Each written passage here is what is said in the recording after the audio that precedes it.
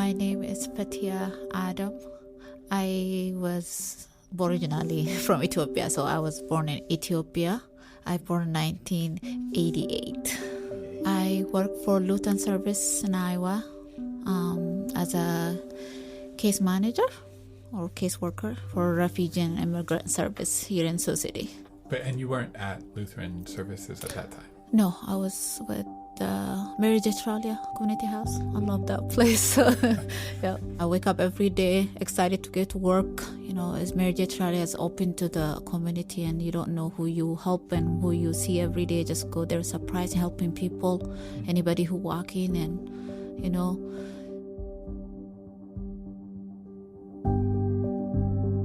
I heard on the news, of course, and then where I work at. Also, we start getting called from schools.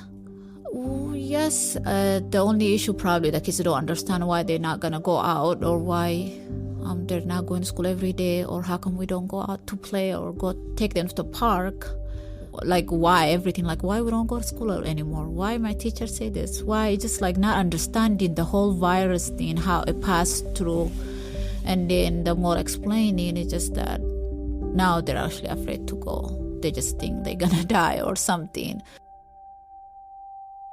So it's a little bit scary in a way. And then also, if you're a working parent, you're afraid to go to work because you don't know. Your kids are home now from school to be safe, but you go out, still you have to work. So you don't know what you bring in to your kids. Also, that's another extra hard to manage every day. Like, walk in the door, make sure you don't touch the kids before, you know, when they're running to you. Your kids don't understand you, but you have to push them away until you change from these clothes and wash your hand. And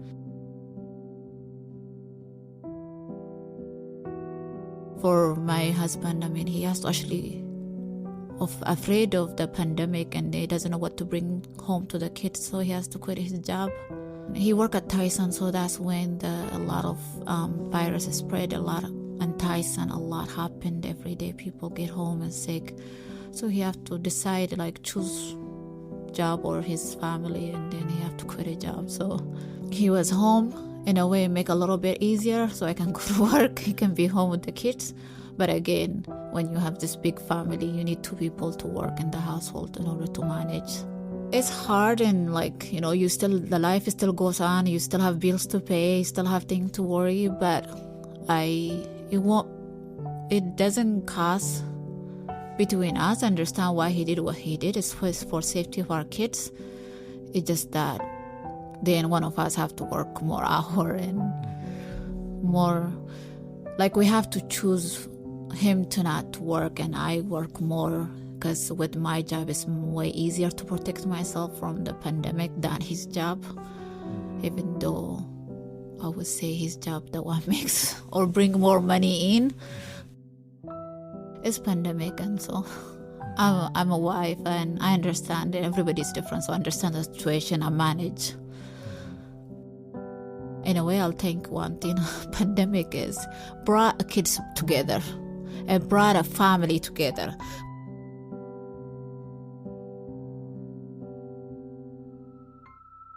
Yes, it changed one for this place where, like, where Mary J. Australia's, we help.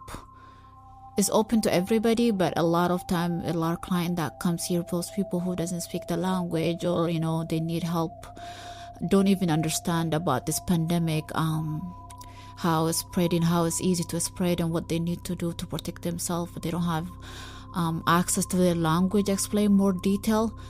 You know, some people don't even know how to pay their bill. You just tell them where or how. It's just that simple thing to them. It's just like, it's a big thing. So when they have the pandemic, because of pandemic, everything closed down, they just feel like they will lose their family, they will lose their job, they don't know where to go to get for help. It's hard because I'm always there in the community helping them, hearing their situation, figure a way to help them and ease their days. But when you have no answer, you don't know how to help, it's hard. Even it's hard on me to, like, I don't have answers for them.